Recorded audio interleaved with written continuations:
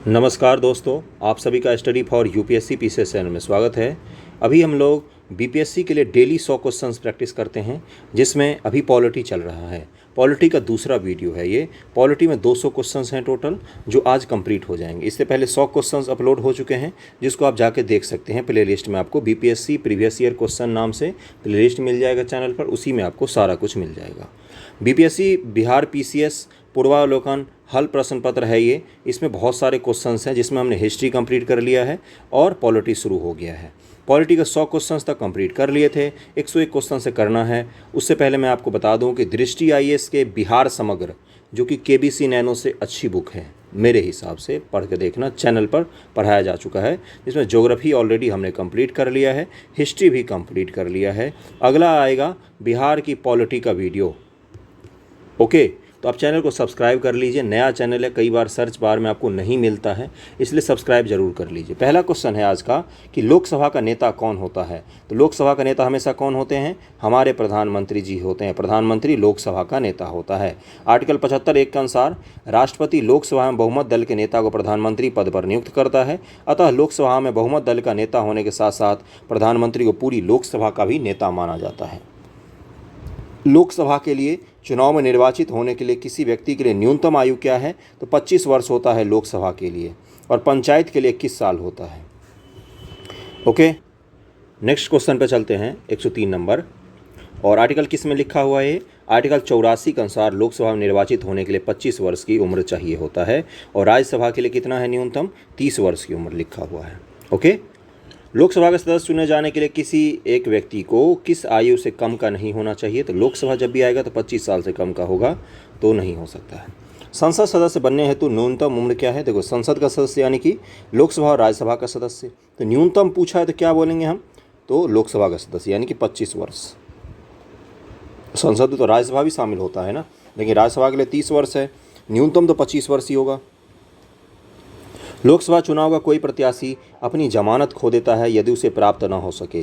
क्या उसको प्राप्त? आपने सुना होगा कि इस प्रत्याशी की जमानत जब्त हो गई। उसका मतलब क्या होता है? उसका मतलब होता है कि उसको जितना वैध मत का 1/6 भी नहीं प्राप्त हुआ। यहाँ पर लिखा हुआ देखो, यही कोई भी प्रत्याशी 1/6 भाग प्राप्त नहीं कर पाता है, तब उसकी उम्मीदवारी की जमानत राशि जब्त हो जाती है। जब उम्मीदवारी भरते हैं ना, तो एक जमानत राशि चुनाव आयोग के पास जमा करना पड़ता है, जैसे 10,000 20,000 के आसपास।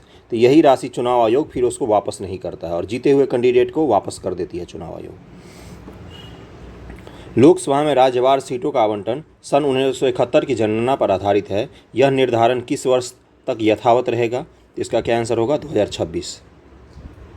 2026 तक अभी जो लोकसभा और राज्यसभा की सीटें हैं वो वैसी की वैसी ही रहेंगी। ओके, यही कह रहा है इसका मतलब।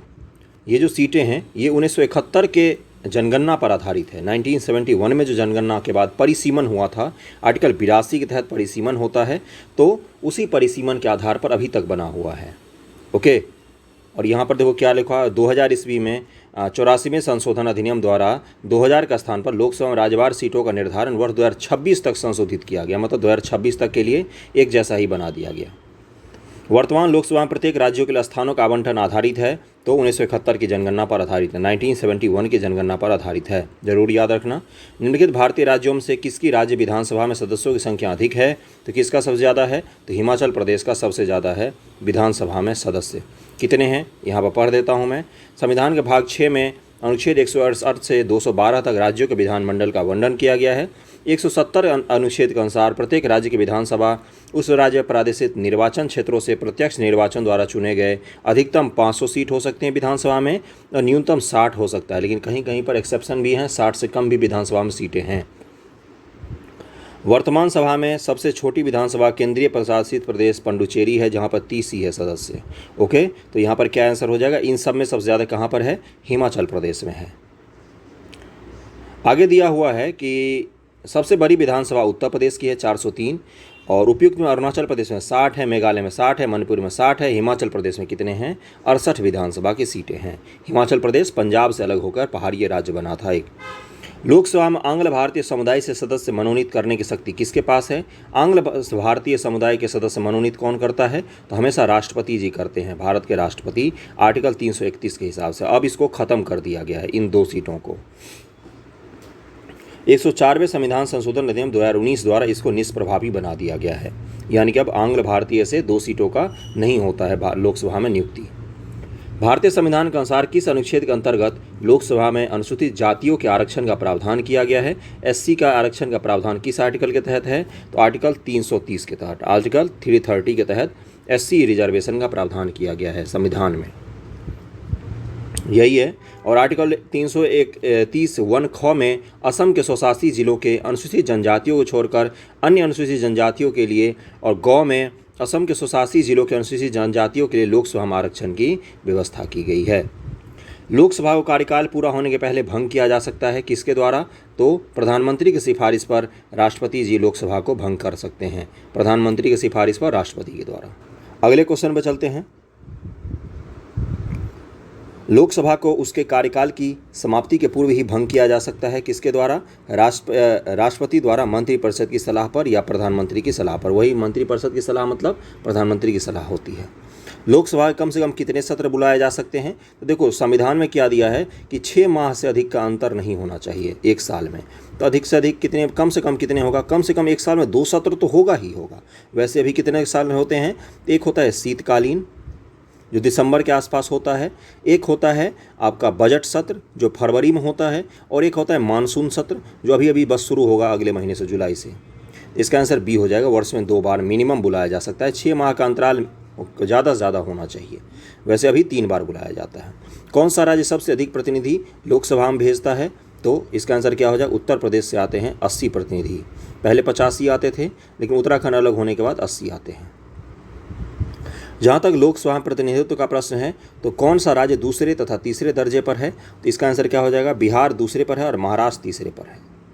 ओके, यहाँ पर क्या है, उस समय बिहार में, जब ये क्वेश्चन पूछा गया 1994 का ईस्वी का क्वेश्चन है ये, तो उस समय बिहार में 54 सीटें थी और महाराष्ट्र में 48 थी। लेकिन 2000 ईस्वी के बाद क्या हुआ, बिहार में अब कितनी सीटें हैं?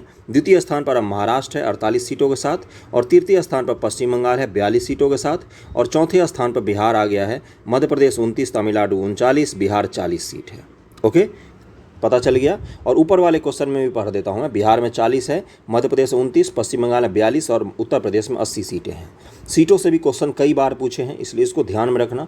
कम से कम टॉप 5 स्टेट और लोएस्ट से 5 जरूर याद रखना। लोकसभा का पहला आम चुनाव कब हुआ था? तो 1952 ईस्वी में हुआ था, 1952 ईस्वी में हुआ था। यहाँ पर है कि लोकसभा का प्रथम आम चुनाव 25 अक्टूबर 1951 से 21 फरवरी 1952 के मध्य हुआ था। यह चुनाव कुल 489 सीटों के लिए हुआ था। 489 सीटों के लिए लोकसभा का प्रथम अधिवेशन कब बुलाया गया था? 13 मई 1952 को। राज्यसभा में राज्यों को प्रतिनिधित्व निम्नलिखित में से किस आधार पर दिया जाता है? तो किस आधार पर दिया जाता है उनको राज्यसभा में? तो उनकी जनसंख्या का अनुपात के स्थान पर दिया जाता है। जबकि अमेरिका में क्या सिस्टम है? अमेरिका में बंधा हुआ है कि हर राज्य के लिए 2 सीटें होंगी राज्यसभा में, हर राज्य के लिए, चाहे वो राज्य बड़ा हो चाहे वो छोटा हो। तो वहाँ पर कुल 100 लोग आते हैं, 50 राज्य हैं तो 100 लोग हैं वहाँ के अपर असेंबली में। लेकिन भारत में क्या है, यहाँ पर बड़े राज्यों को अधिक सीटें दी जाती है राज्यसभा में, और छोटे राज्यों को 1 सीटें दी जाती हैं, है ना। तो 117 का क्या आंसर हो जाएगा? उनकी जनसंख्या का अनुपात में दिया जाता है। राज्यसभा के सदस्य चुने जाते हैं तो 6 वर्ष के लिए चुने जाते हैं, उनका 6 वर्ष का कार्यकाल होता है आर्टिकल 83 के अनुसार। राज्यसभा को अस्थायी सदन क्यों कहते हैं? क्योंकि इसका कभी विघटन नहीं होता है। राज्यसभा को भंग करने का अधिकार किसको प्राप्त है? किसी को भी प्राप्त नहीं है, इसको कभी विघटित नहीं किया जा सकता। राष्ट्रपति द्वारा राज्यसभा में कितने व्यक्ति मनोनीत किए जाते हैं? तो 12 व्यक्ति मनोनीत किए जाते हैं, अलग अलग क्षेत्रों से, संस्कृति, कला, विज्ञान, अलग अलग क्षेत्रों से। राज्यसभा के चेयरमैन हैं भारत के उपराष्ट्रपति होते हैं, और राज्यसभा के चेयरमैन हैं उच्चतम न्यायालय के प्रधान न्यायाधीश। ये क्या दे दिया है यहाँ पर? सॉरी, हाँ, भारत के उपराष्ट्रपति। यही तो आंसर है। भारत के उपराष्ट्रपति जो होते हैं यही राज्यसभा के चेयरमैन होते हैं, और ये राज्यसभा से ही चुने जाते हैं। और ये क्या, राज्यसभा और लोकसभा मिलकर इनको चुनती है। कौन कौन? सदन का, संसद का दोनों सदन है ना, लोकसभा और राज्यसभा, दोनों मिलकर उपराष्ट्रपति पद का चुनाव करते हैं। उपराष्ट्रपति भारत के राज्यसभा के चेयरमैन भी होते हैं। और एक चीज़, क्या ये चेयरमैन सदस्य होते हैं राज्यसभा के? तो नहीं। जैसे लोकसभा के जो चेयरमैन होते हैं वो लोकसभा के सदस्य होते हैं, लेकिन राज्यसभा के जो चेयरमैन होते हैं वो राज्यसभा के सदस्य नहीं होते हैं। ये इस बार पढ़ के जाना, अभी चुनाव होने वाला है। आर्टिकल 89(1) के अनुसार, 64 के अनुसार वह राज्यसभा का पदेन सभापति होगा। लोकसभा के स्पीकर का निर्वाचन होता है, कैसे होता है? तो इसका आंसर सी हो जाएगा। लोकसभा के सदस्य मिलकर लोकसभा का स्पीकर चुनते हैं। देखिए, राज्यसभा के स्पीकर का जब चुनाव होता है तो उसमें लोकसभा भी पार्टिसिपेट करती है। ये अंतर है बेसिक, इसको जरूर याद रखना। वर्तमान में लोकसभा अध्यक्ष ओम बिरला हैं। उपाध्यक्ष का पद एम थम्बी दुरई के पश्चात से रिक्त है। मतलब अभी लोकसभा उपाध्यक्ष का पद जो है वो रिक्त पड़ा हुआ है। लोकसभा के वर्तमान उपाध्यक्ष कौन है? तो इनमें से कोई नहीं। ओके, उस समय 1999 में पीएम सईद थे। संसद के दो सदनों के बीच आधिकारिक अंतराल होना चाहिए। कितना का? अभी मैंने बताया था 6 महीने से ज़्यादा का नहीं होना चाहिए, उससे कम का हो सकता है। आर्टिकल 85 के हिसाब से ये दिया हुआ है। वर्ष में कम से कम 2 बैठक तो जरूर होगी। राजनीतिक शब्दावली में शून्यकाल का क्या अर्थ होता है? तो वह दिन जब संसद में कोई कार्य नहीं होता। निलंबित प्रस्ताव, स्थगन काल, प्रश्न पत्र, प्रश्न उत्तर सत्र। अभी मैं इसको पढ़ देता हूँ 126 का। शून्यकाल का मतलब क्या होता है? प्रश्नकाल और सभा पटल पर पत्र रखने जाने के तत्काल पश्चात तथा किसी सूचीबद्ध कार्य को सभा द्वारा शुरू करने से पहले के समय को लोकप्रिय नाम शून्यकाल है। चूँकि यह मध्याह्न 12 बजे शुरू होता है, इसलिए इसको क्या कहा जाता है? शून्यकाल कहा जाता है। इस अवधि को शिष्ट भाषा में शून्यकाल कहते हैं। लोकसभा में कथित शून्यकाल के मामले उठाने के लिए सदस्य प्रतिदिन पूर्वाह्न 10 बजे से पूर्व जिस महत्वपूर्ण विषय को सभा में उठाना चाहते हैं उसके बारे में स्पष्टतः बताते हुए अध्यक्ष को सूचना देते हैं। सभा में ऐसे मामले को उठाने या न उठाने की अनुमति देना अध्यक्ष पर निर्भर करता है। संसदीय प्रक्रिया में शून्यकाल शब्द को औपचारिक मान्यता प्राप्त नहीं है, अतः दिए गए प्रश्न में कोई विकल्प सही नहीं होगा। अगले क्वेश्चन पर चलते हैं। शून्यकाल कब होता है? 12 बजे ठीक शुरू होता है। भारतीय प्रशासन में विभाजन प्रणाली किसे कहते हैं? ये इस साल पूछा था, 67वीं बीपीएससी प्री में पूछा है। तो विभाजन प्रणाली का मतलब क्या होता है? नीति और कार्यान्वयन। इसका आंसर दिया है इसने। आधिकारिक आंसर नहीं आया तो नहीं पता चला होगा। जिसका आंसर दिया है नीति और कार्यान्वयन को विभाजन प्रणाली बोला है इसने, है ना। कई सारे कोचिंग इंस्टीट्यूट केंद्र और लेखा केंद्र और राज्य बता रहे थे। कई लोग बता रहे थे अखिल भारतीय सेवा और केंद्रीय सेवा को भी विभाजन प्रणाली कहते हैं। स्पष्टता नहीं आया क्योंकि आयोग ने आंसर ही जारी नहीं किया। निम्नलिखित में कौन सी संसदीय समिति कार्यपालिका को नियम विनियम बनाने के लिए प्रत्यायोजित शक्ति से संबंधित है? तो बी हो जाएगा, अधीनस्थ विधान पर समिति।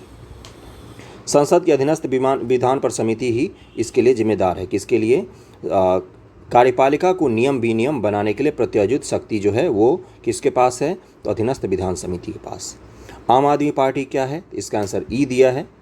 निर्वाचन आयोग निर्वाचन के प्रयोजन हेतु राजनीतिक दलों को पंजीकृत करता है। उनकी चुनाव निष्पादनता के आधार पर उन्हें राष्ट्रीय या राज्य स्तरीय दल के रूप में मान्यता प्रदान करता है। अन्य दलों को केवल पंजीकृत गैर मान्यता प्राप्त दल घोषित किया जाता है। राज्य स्तरीय दल की मान्यता के लिए निम्नलिखित अर्हताएं पानी होती है। यदि उस दल ने राज्य की विधानसभा के आम चुनाव में उस राज्य से हुए कुल वैध मत का 6% प्राप्त किया हो तथा उसके अतिरिक्त उसने संबंधित राज्य में 2 सीटें प्राप्त की हो। यदि वह राज्य की लोकसभा के लिए आम चुनाव में उस राज्य में हुए कुल वैध मत का 6% प्राप्त किया हो तथा इसके अतिरिक्त उसने संबंधित राज्य में लोकसभा की कम से कम 1 सीट प्राप्त की हो। ये अलग अलग क्या है? ये मानदंड हैं। इसी के आधार पर किसी पार्टी को राज्य पार्टी, राष्ट्रीय पार्टी इनकी मान्यता दी जाती है। यदि उस दल ने राज्य की विधानसभा कुल स्थानों का 3% या 3 सीटें से भी ज़्यादा प्राप्त कर लिए हों तो यदि उस राज्य के लिए आवंटित प्रत्येक 25 सीटों के अनुपात कम से कम 1 सीट जीते हों या लोकसभा के चुनाव उस संबंधित राज्य में से विभाजन से कम इतनी सीटें ही प्राप्त हुई हों। इस प्रकार आम आदमी पार्टी उपयुक्त अर्हताएं पूर्ण करती हैं, अतः यह एक राज्य स्तरीय पंजीकृत पार्टी है। ज्ञातव्य है कि आम आदमी पार्टी एक पंजीकृत पार्टी है, एक राज्य पार्टी या क्षेत्रीय पार्टी है, अतः विकल्प ई सही उत्तर होगा। यानी कि इसमें एक से ज़्यादा चीज़ें सही थी, यानी कि राज्य पार्टी है, क्षेत्रीय पार्टी है, पंजीकृत पार्टी है, इसलिए इसका ई आंसर हो जाएगा। संसद के दोनों सदनों का संयुक्त अधिवेशन आयोजित होता है। किसके लिए आयोजित हो सकता है? तो इसमें से केवल 4 होगा। एक ऐसे विधेयक पर विचार करने उसे पारित करने के लिए जिस पर दोनों सदनों में मतभेद हों, है ना। संसद का संयुक्त विधेयक कभी भी धन विधेयक के लिए नहीं हो सकता संयुक्त अधिवेशन। उसके बाद से संविधान संशोधन विधेयक के लिए भी कभी नहीं हो सकता, है ना। भारत के राष्ट्रपति के निर्वाचन के लिए भी नहीं आयोजित किया सकता, उपराष्ट्रपति के निर्वाचन के लिए भी नहीं हो सकता, संविधान में संशोधन के लिए भी नहीं हो सकता। संयुक्त बैठक के प्रावधान ये आर्टिकल 108 के अनुसार संयुक्त बैठक की बात की गई है। संयुक्त बैठक की अध्यक्षता कौन करता है? तो लोकसभा का स्पीकर करता है। ओके, और इसमें 2/3 बहुमत से किसी भी चीज़ को पारित किया जाता है। भारतीय राजनीतिक व्यवस्था में इनमें से कौन सर्वोच्च है? तो इसका आंसर हो जाएगा संविधान की सर्वोच्चता है अपने यहाँ ना तो संसद सर्वोच्च है, न सुप्रीम कोर्ट सर्वोच्च है, सिर्फ और सिर्फ संविधान सर्वोच्च है। दिल्ली क्या है? तो दिल्ली एक यूटी है, केंद्र शासित प्रदेश है। सिक्किम भारत का एक राज्य बनाया गया था, तो इसका आंसर सी हो जाएगा 35 संशोधन के द्वारा। 1974 के द्वारा सिक्किम को भारत का संयुक्त राज्य के रूप में शामिल किया गया। 36वें संविधान संशोधन 1975 के द्वारा सिक्किम को 22वें राज्य का दर्जा भी दिया गया था। बिहार को काटकर एक पृथक वनांचल राज्य बनाना संभव है? इसका आंसर क्या हो जाएगा? इनमें से कोई नहीं दिया है। राज्य विधानसभा में कानून पारित करके नहीं, जब भी लोकसभा चाहेगी तभी बन सकता है ये चीज़, तो इनमें से कोई सा भी नहीं हो सकता। संविधान समीक्षा आयोग जिसे फरवरी 2000 ईस्वी में गठित किया गया था, के अध्यक्ष कौन थे? तो MN वेंकट चलैया जी थे। संविधान समीक्षा आयोग का गठन किया गया था उस समय। ओके, वेंकट चलैया। इन्होंने 31 मार्च 2002 को अपनी रिपोर्ट पेश कर दी थी। 136 है कि भारत के सर्वोच्च न्यायालय की स्थापना कब हुई थी? इसका आंसर स्थापना हुई थी किसके द्वारा, ये पूछा है, कब नहीं, किसके द्वारा? तो भारत के संविधान के द्वारा भारत की सुप्रीम कोर्ट ऑफ इंडिया की स्थापना हुई है। अनुच्छेद 124 न्यायाधीशों की संख्या का उल्लेख करता है। जब संविधान का प्रारंभ हुआ तो उच्चतम न्यायालय में न्यायाधीशों की संख्या मुख्य न्यायाधीश के अतिरिक्त 7 थी। जब शुरू हुआ था तब मात्र 7 थी। संसद ने उच्चतम न्यायालय न्यायाधीश संख्या 1956 में अधिनियमित करके इस संख्या को 10 किया और 2019 में लास्ट संशोधन हुआ था जिसमें संख्या 33 कर दी गई। भारत के सर्वोच्च न्यायालय के स्वीकृत क्षमता क्या है? स्वीकृत क्षमता की बात पूछ रहा है, तो अभी 33 है। ओके, 33 है, इनमें से कोई नहीं हो जाएगा। भारतीय सर्वोच्च न्यायालय में न्यायाधीशों की नियुक्ति कौन करता है? तो भारत के राष्ट्रपति करते हैं नियुक्ति। 124(2) के अनुसार, आर्टिकल 124(2) के अनुसार राष्ट्रपति नियुक्त करेंगे इनको कॉलेजियम पद्धति के आधार पर। कॉलेजियम पद्धति जो अनुशंसा देती है उन्हीं में से नियुक्त किया जाता है न्यायाधीश को। उच्चतम न्यायालय के न्यायाधीशों की संख्या वृद्धि करने की शक्ति किसके पास है? तो संसद के पास है। संसद जब चाहे तब उच्चतम न्यायालय के सदस्यों की संख्या की वृद्धि कर सकती है। उच्चतम न्यायालय का अलग पीठ भी बना सकती है। सर्वोच्च न्यायालय के न्यायाधीशों की सेवानिवृत्ति की उम्र क्या है? तो इनकी सेवानिवृत्ति की उम्र होती है 65 वर्ष। 124(2) के अनुसार सर्वोच्च न्यायालय के न्यायाधीशों की सेवानिवृत्ति उम्र 65 वर्ष होती है। 65 वर्ष की उम्र में ये रिटायर हो जाते हैं। सर्वोच्च न्यायालय के न्यायाधीश अपने पद से त्यागपत्र किसको लिख कर दे सकता है? तो राष्ट्रपति को अपने पद से त्यागपत्र दे सकते हैं, राष्ट्रपति को लिख कर। ओके, बस यही है। अगला है कि न्यायिक पुनरावलोकन का अर्थ यह है कि सर्वोच्च न्यायालय किसी भी राज्य के कानून को अवैध घोषित कर सकता है यदि वह क्या करेगा? मूल अधिकार का उल्लंघन करेगा। कोई ऐसा एक्ट बनाया सरकार ने जो मूल अधिकार का उल्लंघन करती है तो सुप्रीम कोर्ट क्या करेगा? उसको अवैध घोषित कर देगा, यानी कि उसको समाप्त कर देगा। तो इसका आंसर क्या हो जाएगा? डी होगा। यही होता है न्यायिक पुनरावलोकन। कोई भी नियम, कानून या आदेश उस सीमा तक शून्य होगा जहां तक वह इन शक्तियों को या इन अधिकारों को सीमित करेगा। आर्टिकल 13 पढ़ा होगा आपने, है ना?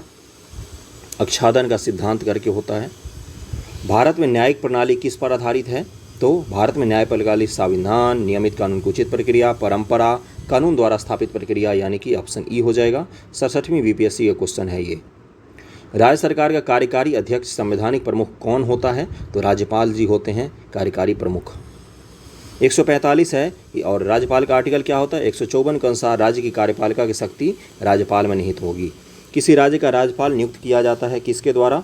तो राष्ट्रपति के द्वारा नियुक्त किया जाता है राज्य का राज्यपाल। उल्लेखनीय है कि संविधान के भाग 6 के अनुच्छेद 153 से 167 तक राज्य की कार्यपालक शक्ति का वर्णन किया गया है। उसी में है कि राज्यपाल की नियुक्ति कौन करते हैं? तो राष्ट्रपति जी करते हैं। भारतीय संविधान के अनुसार राज्यों के विधायिका में सम्मिलित हैं। कौन कौन सम्मिलित हैं? इसका आंसर क्या हो जाएगा? विधान परिषद और राज्यपाल, विधानसभा और विधान परिषद, और विधानसभा और राज्यपाल, राज्यपाल, विधानसभा, विधान परिषद, जहां इसका अस्तित्व होता है। इसका आंसर सबसे सटीक क्या होगा? डी होगा। केवल 4 हो जाए। वैसे ई मारना चाहिए क्योंकि विधानसभा, राज्यपाल सब तो वही लिखे हुए हैं, बस आगे पीछे करके। वैसे सबसे सटीक क्या होगा? चौथा, राज्यपाल भी होते हैं और विधान सभा भी होता है और विधान परिषद विधायिका बनता है राज्य का इससे। जैसे संसद का निर्माण किसका मिलकर होता है? तो लोकसभा, राज्यसभा और प्रेसिडेंट ऑफ इंडिया, इन तीनों से मिलकर संसद का निर्माण होता है। क्योंकि कोई भी कानून तभी बनेगा ना जब उस पर राष्ट्रपति जी अपना साइन कर देते हैं। अगला है कि उत्तर प्रदेश के राज्यपाल ने विधानसभा के सत्र के आयोजन के लिए इसके अध्यक्ष को निर्देशित किया। ऐसा करने में उन अधिकारियों का प्रयोग कर रहे थे जो उनको पद में निहित हैं। किस आर्टिकल के द्वारा? तो आर्टिकल 175(2) के द्वारा राज्यपाल ने निर्देश किया किसके? उत्तर प्रदेश का जो विधानसभा है उनके अध्यक्ष को कि आप सत्र बुलाइए, है ना। तो ये आर्टिकल पे किस में दिया हुआ? राज्यपाल की शक्ति में 175(2) के तहत ये राज्यपाल की शक्ति होती है। आर्टिकल 175(2) के अनुसार राज्यपाल राज्य के विधानमंडल में उस समय लंबित किसी विधेयक के संबंध में या संदेश या किसी अन्य संदेश उस राज्य के विधानमंडल के सदन या सदनों को भेज सकेगा जिस सदन की कोई संदेश इस प्रकार भेजा गया हो। वह संदेश उन संदेशों द्वारा विचार करने के लिए अपेक्षित विषय। और बहुत खराब लिखा है, इसका मतलब सीधा सा ये है कि राज्यपाल जब चाहे किसी विधेयक पर चर्चा बुला सकता है। आर्टिकल 175 के हिसाब से वो विधानसभा के अध्यक्ष को निर्देशित कर सकता है कि आप सत्र बुला के इस पर चर्चा कीजिए।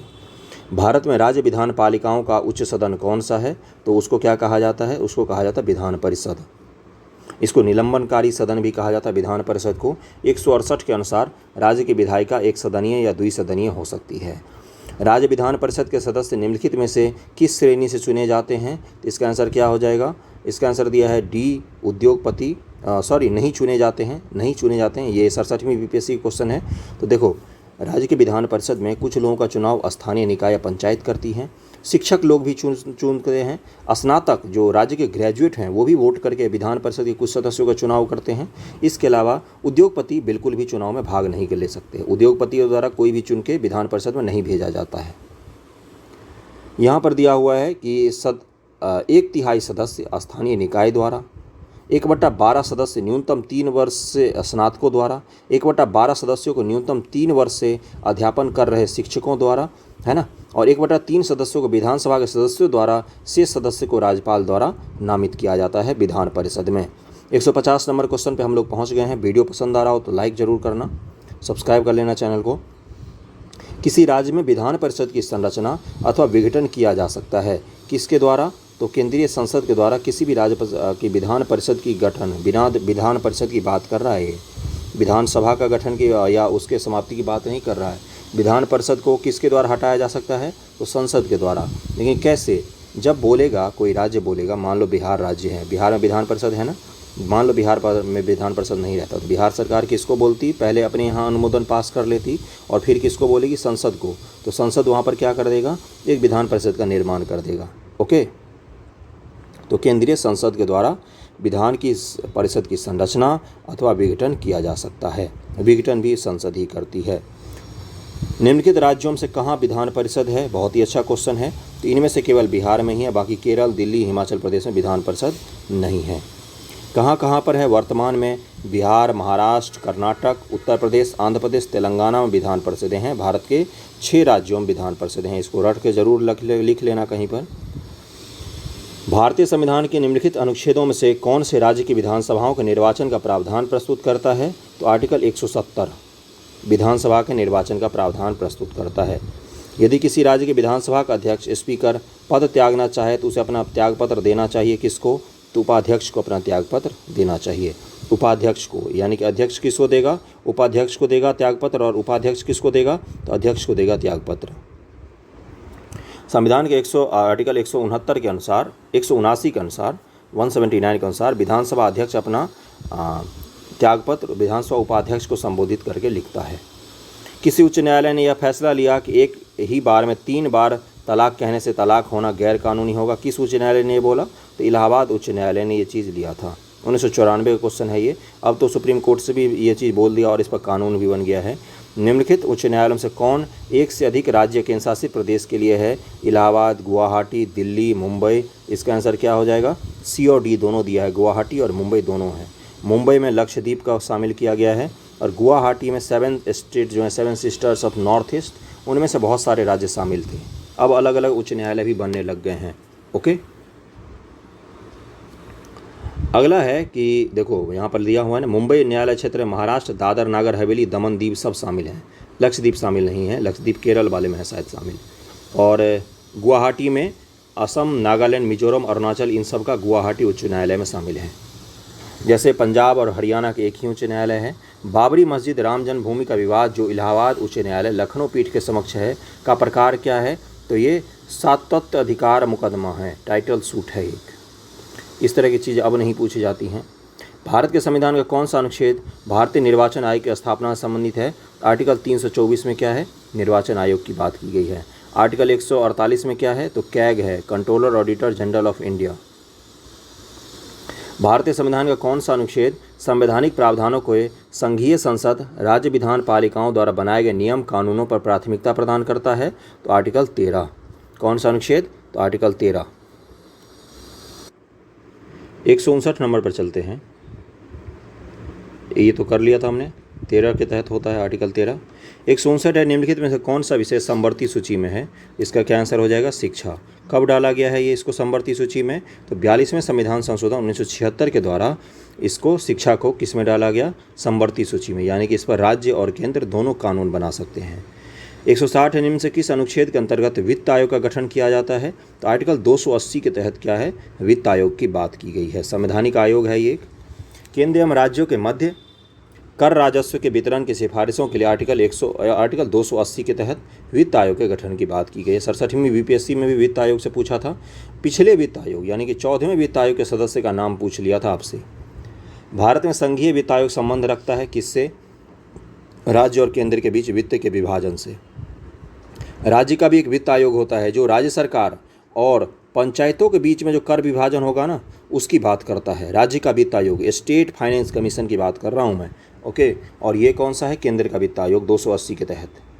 इसका काम क्या होता बता ही दिया। योजना आयोग की स्थापना कब हुई थी? इसका स्थापना 15 मार्च 1950 ईस्वी को किया गया था। 15 मार्च 1950 ईस्वी को एक कार्यकारी आदेश के माध्यम से किया गया था। क्या कोई कानून बनाया गया था इसके लिए? तो नहीं। क्या कोई एक्ट पारित किया गया था? बिल्कुल नहीं। 163 है कि उन राजनीतिक दल का नाम बताइए जो मिली जुली केंद्रीय सरकार का हिस्सा नहीं है लेकिन जिसका सदस्य 13वीं लोकसभा का स्पीकर चुना गया। तो वो तेलुगु देशम पार्टी थी। 13वीं लोकसभा के स्पीकर चुने गए थे। 12वीं और 13वीं लोकसभा के स्पीकर MG बालयोगी थे, तेलुगु देशम पार्टी के सदस्य थे। यह दल राष्ट्रीय जनतांत्रिक गठबंधन NDA के साथ साझा सरकार में शामिल नहीं हुआ था। भारत के विभिन्न राजनीतिक दलों को राष्ट्रीय या क्षेत्रीय दल का दर्जा देने का अधिकार किसको है? तो ये चुनाव आयोग ही ये काम करती है। क्या करती है? राष्ट्रीय या क्षेत्रीय दल का दर्जा देती है। आप लोगों को क्या करना है? गूगल पे जाके सर्च करना कि कितने राष्ट्रीय दल हैं अभी, कितने राष्ट्रीय दल हैं अभी भारत में। एक नॉर्थ ईस्ट का दल है जो राष्ट्रीय दल बना है सबसे लेटेस्ट, जाके सर्च करके सबका नाम भी याद कर लेना। अगला है कि भारत के राजनीतिक दलों के संबंध में निम्नलिखित कथनों पर विचार कीजिए। जनप्रतिनिधित्व अधिनियम 1951 की राजनीतिक दलों के पंजीकरण का प्रावधान करता है। राजनीतिक दलों का पंजीकरण निर्वाचन आयोग करता है।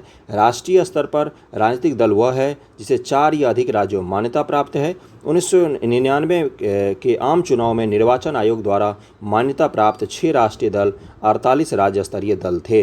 2001 ईस्वी का क्वेश्चन है, इसका आंसर होगा D 1, 2, 3, 4 सभी सही हैं। और वर्तमान में 8 राजनीतिक दल हैं, यहाँ पर आ ही गया तो मैं बता देता हूँ। 8 राजनीतिक दल हैं जिनको राष्ट्रीय दल का दर्जा प्राप्त है। ओके, देखो अलग अलग दर्जे के हिसाब से उनको अलग अलग सुख सुविधाएं भी मिलती हैं। उनको पार्टी ऑफिस मिलता है ना, उनको नेशनल टीवी पर प्रचार करने की सुविधा मिलती है, रेडियो पर प्रचार करने की सुविधा मिलती है। स्टार प्रचारक जब घोषित किए जाते हैं तो इसके खर्चे को कैंडिडेट के खर्चे में नहीं जोड़ा जाता है। जैसे नरेंद्र मोदी जी अगर गए दरभंगा के क्षेत्र में चुनाव का प्रचार करने के लिए, तो दरभंगा का जो प्रत्याशी होगा उसके खर्चे में नरेंद्र मोदी जी के प्रचार का खर्चा नहीं जोड़ा जाता है। इस तरह की काफ़ी सारी सुविधाएँ मिलती है राष्ट्रीय पार्टियों को। कौन कौन सी पार्टी अभी राष्ट्रीय पार्टी है? Congress, BJP, CPI communist party of India, CPIM मार्क्सवादी communist party of India, Bahujan Samajwadi party BSP जो है मायावती जी की, NCP है नेशनलिस्ट कांग्रेस पार्टी जो है महाराष्ट्र की है, और तृणमूल कांग्रेस बंगाल की ममता दीदी की पार्टी हो गई, और नेशनल पीपुल्स पार्टी NPP यही है नॉर्थ ईस्ट की पार्टी जिसको अभी दर्जा दिया गया है राष्ट्रीय पार्टी का। निम्न से किस वर्ष सरकारी आयोग जिसे केंद्र राज्य संबंधों में परिवर्तन की संस्तुति करने का आदेश दिया गया था ने अपना प्रतिवेदन जमा किया था? तो सरकारी आयोग ने 1987 में अपना रिपोर्ट सबमिट किया था। अगला है, और बस यही है, 1983 में केंद्र सरकार ने सर्वोच्च न्यायालय के सेवानिवृत्त न्यायाधीश RS सरकारिया की अध्यक्षता में एक 3 सदस्यीय एक समिति गठित की थी जिसका काम क्या था? केंद्र राज्य संबंधों की समीक्षा करना। 167 है, पंचायत के चुनाव कराने हेतु निर्णय किसके द्वारा लिया जाता है? तो ये राज्य सरकार का निर्णय होता है। 7वीं अनुसूची में ये राज्य का विषय वस्तु है। अनुच्छेद 40 के तहत किसकी बात की गई है? पंचायतों के गठन की बात की गई है डीपीएस में। पंचायती राज विषय है तो राज्य सूची का विषय है। 169 है कि पंचायती राज संस्थानों को 29 कार्यों की सूची किस अनुच्छेद के तहत दी गई है?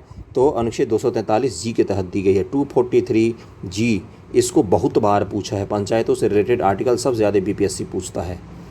170 नंबर क्वेश्चन में पहुँच गए हम लोग। निम्नलिखित में से क्या संविधान की 11वीं अनुसूची में शामिल नहीं है? 11वीं अनुसूची की बात कर रहा है। 67वीं बीपीएससी का है। 11वीं अनुसूची में क्या है पहले तो ये बताओ। पंचायत। तो इनमें से कौन सा चीज़ शामिल नहीं है? तो ग्रामीण खेल बोल रहा है। ओके, ग्रामीण खेल शामिल नहीं है। 171 है कि निम्नलिखित में किसका निर्माण पंचायती राज व्यवस्था के तहत हुआ था? तो ग्राम पंचायत का निर्माण हुआ था पंचायती राज व्यवस्था के तहत। खाप पंचायत, जातिगत पंचायत, जन पंचायत, ये तीनों ही गलत हैं। 172 है कि भारतीय संविधान के निम्नलिखित अनुच्छेदों में से कौन सा अनुच्छेद राज्य की सरकारों को ग्राम पंचायतों को संगठित करने का निर्देश देता है? तो आर्टिकल 42 हो जाएगा। 172 का क्या आर्टिकल क्या हो जाएगा? 40 हो जाएगा। अभी मैंने बताया था डीपीएस का भाग है, नीति निदेशक सिद्धांत का भाग है आर्टिकल 40। निम्नलिखित में कौन सा अनुच्छेद पंचायतों गठन के लिए राज्य सरकार को निर्देश देता है? तो आर्टिकल 40 हो जाएगा। आर्टिकल 40 हो जाएगा। सरकार की पंचायती राज प्रणाली की प्रमुख विशेषता क्या है? इसका विशेषता क्या है? इनमें से कोई सा भी नहीं है। इनमें सरकार के तीनों श्रेणियां हैं, बिल्कुल नहीं। इसमें न्यायालय कहाँ होता है? इसका लक्ष्य गांव को सामाजिक आर्थिक न्याय प्रदान करना है। जिला परिषद में इसके सदस्य के रूप में कुछ सांसद होते हैं। तो इसका आंसर डी दिया है, डी इसका सही है। इनमें से कोई सा भी सही नहीं है। राज्य प्रणाली, पंचायती राज प्रणाली स्थानीय स्तर पर 3 स्तरीय शासन की व्यवस्था करता है। ग्राम स्तर पर, ब्लॉक स्तर पर, जिला स्तर पर। पंचायती राज का उद्देश्य स्थानीय ग्रामीण समुदाय को सामाजिक आर्थिक न्याय प्रदान करना है। पंचायती राज की 3 स्तरीय प्रणाली में आते हैं कौन कौन सी चीज़ें आती हैं? तो ग्राम पंचायत, क्षेत्र पंचायत समिति और जिला परिषद, इन्हीं को 3 स्तरीय पंचायत कहते हैं। पंचायती राज का प्रधान लक्ष्य क्या होता है? तो ग्रामवासियों में शक्ति का विकेंद्रीकरण करना। ओके, लोकतंत्र को ग्रास रूट तक पहुंचाना। 177 नंबर क्वेश्चन में पहुंच गए हम लोग। सफलतापूर्वक कार्य हेतु पंचायती राज को पूरे सहयोग की जरूरत पड़ती है, स्थानीय जनता की जरूरत पड़ती है। पंचायती राज से हर साल एक क्वेश्चन बीपीएससी में पूछे जाते हैं। भारत में पंचायती राज प्रतिनिधित्व करता है किसकी? तो शक्तियों के विकेंद्रीकरण की, लोक की हिस्सेदारी की, सामुदायिक विकास की, इन तीनों की ही। ओके, तो अभी रहता तो ई ऑप्शन मारते। पंचायती राज को डैश के अंतर्गत स्वशासन की इकाई के रूप में संगठित किया गया है। तो भारत के संविधान के अनुच्छेद के 73वें संविधान संशोधन के द्वारा क्या किया गया था? इसको किया गया था शामिल, भारत के संविधान में शामिल किया गया था और इसको संगठित किया गया था। और 74 में किसकी बारी आती है? नगर पालिका की, जो नगर पंचायत होते हैं उसकी बारी आई थी 74वां संविधान संशोधन में। 73वें संविधान संशोधन में पंचायती राज का गठन किया गया था 1992 के तहत। आर्टिकल 40 में भी इसका प्रावधान है। जिस समिति की सिफारिश पर भारत में पंचायती राज की स्थापना की गई उसके अध्यक्ष कौन थे? तो बलवंत राय मेहता थे सबसे पहले 1957 में। ओके, फिर 1977 में अशोक मेहता समिति बनी, फिर JV.K. राव समिति बनी, फिर 86 में ML सिंघवी समिति बनी थी, लक्ष्मण सिंघवी समिति। फिर 1988 में PK थुंगन समिति बनाया गया और ML सिंघवी समिति की पंचायत को संवैधानिक दर्जा देने की सिफारिश की थी, है ना, सिंघवी समिति ने की थी सिफारिश। भारत पंचायती राज की अनुशंसा के लिए बनी समिति के अध्यक्ष कौन थे? तो बलवंत राय मेहता। इसका आंसर क्या हो जाएगा? ए हो जाएगा। 181 का ए हो जाएगा। निम्नलिखित में कौन सा विकेंद्रीकरण का वैशिष्ट्य नहीं है, मतलब विशेषता नहीं है, ये पूछा है आपसे। तो इसका आंसर क्या हो जाएगा? स्थानीय समुदाय में आत्मविश्वास को नहीं जगाना, ये इसकी नहीं है, बल्कि आत्मविश्वास को जगाना होता है ना। तो सी गलत आंसर हो जाएगा इसका। भारत में पंचायती राज व्यवस्था सर्वप्रथम राजस्थान में प्रारंभ की गई थी डैश, और राजस्थान और कहाँ पर प्रारंभ की गई थी? तो आंध्र प्रदेश। बलवंत राय मेहता समिति की सिफारिशों के बाद ही 2 अक्टूबर 1959 को, 2 अक्टूबर का महात्मा गांधी के जन्मदिन पर, क्योंकि महात्मा गांधी जी पंचायत के बहुत बड़े सरोकार थे, तो 1959 में राजस्थान के नागौर जिले में इसको शुरू किया गया था। तत्पश्चात आंध्र प्रदेश में इस व्यवस्था को लागू किया गया था। आंध्र प्रदेश दूसरा राज्य, पहला कौन सा है? राजस्थान। पंचायती राज सर्वप्रथम प्रवर्तित किया गया था कहाँ पर? तो राजस्थान के नागौर जिले में 1959 ईस्वी में। और क्या था? देखो 1959 क्या था? 1869 में बर्थडे हुआ था, मतलब जन्म हुआ था गांधी जी का। तो 1959 में ये चीज़ किया गया था 2 अक्टूबर को, समझ रहे हो ना, गांधी जयंती के दिन। अब याद रहेगा, कभी नहीं भूलोगे। निम्नलिखित में से किस कमेटी आयोग ने न्याय पंचायत बनाने की सिफारिश की थी? तो किसने की थी? अशोक मेहता कमेटी ने की थी। 186 नंबर क्वेश्चन पहुंच गए हम लोग। अशोक मेहता समिति 1977 में जनता पार्टी की सरकार ने इसको गठित किया था।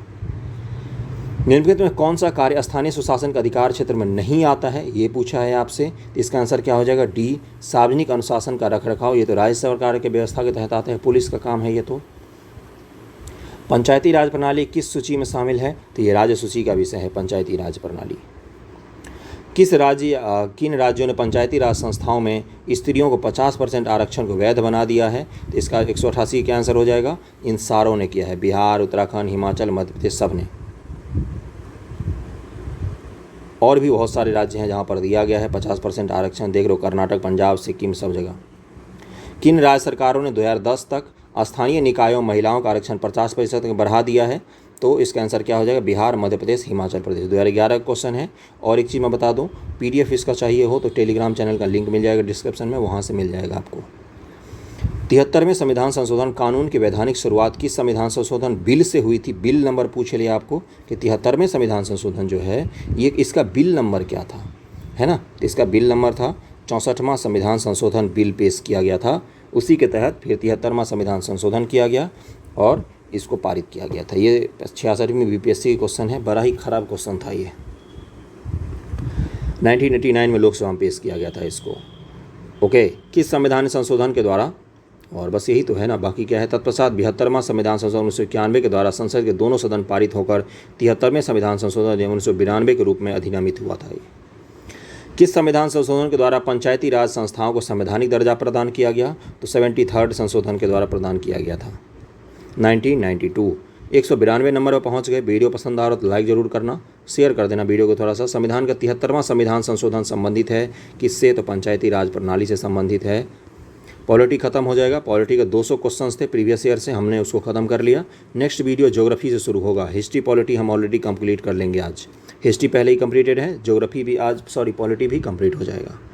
भारत में इनमें से कौन सा विषय पंचायती राज संस्थाओं की शक्ति के अंतर्गत नहीं आता है? देखो 44 BPSC में पूछा था, 67वीं BPSC में भी पूछा आपसे। तो हर साल ही पूछता है पंचायती राज से क्वेश्चन, हर साल। तो इसमें क्या हो जाएगा? न्यायिक पुनर्विलेखन जो है ये तो सुप्रीम कोर्ट और हाई कोर्ट का काम है ना। ओके, चलो आगे बढ़ते हैं। भारतीय संविधान में संशोधन के लिए विधेयक लाया जा सकता है। कैसे लाया जा सकता है? या तो लोकसभा में या राज्यसभा, दोनों जगह हम संविधान संशोधन विधेयक ला सकते हैं। भारतीय संविधान के लिए प्रथम संशोधन विधेयक लाया गया था। कब लाया गया था? 1951 में ही लाया गया था पहला संशोधन विधेयक। 1951 में लाया गया। इस संशोधन के द्वारा इतने सारे आर्टिकल में संशोधन किया गया था। 196 है। निम्नलिखित में किस संविधान संशोधन अधिनियम को लघु संविधान संशोधन कहा जाता है? तो 196 का क्या आंसर हो जाएगा? 42वां संविधान संशोधन। ये आपातकाल का समय था, बिल्कुल इंदिरा जी तो संविधान को अलग ही लिखना चाह रही थी। फिर 44वें के द्वारा उन सबको सही किया गया। 1973 में केशवानंद भारती मामला भी आया था, जिसमें किसका सिद्धांत दिया गया था? मूल ढांचा का सिद्धांत दिया गया था। संविधान का मूल ढांचा में आप परिवर्तित नहीं कर सकते हैं। और मूल ढांचा क्या है? मूल ढांचा अपरिभाषित है, अनडिफाइंड है। पिछड़ी जाति आयोग के प्रथम सभापति कौन थे? तो काका साहेब कालेकर थे, जो OBC आयोग के प्रथम सभापति बने थे।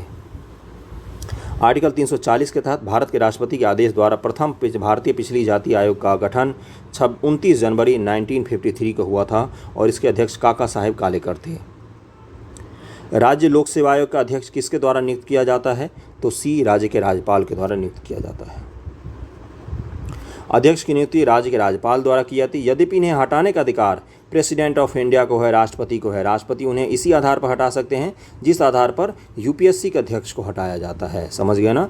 गौरतलब है कि भारतीय संविधान के भाग 15 के अनुच्छेद 315 से 323 तक राज्य लोक सेवा आयोग के स्वतंत्र शक्ति के अलावा इसके गठन और सदस्यों की नियुक्ति या बर्खास्तगी के मामले दिए हुए हैं। आर्टिकल 315 से 323 तक भाग 14 लिखा हुआ है, भाग 14 लिखा हुआ, रोमन में लिखा हुआ है।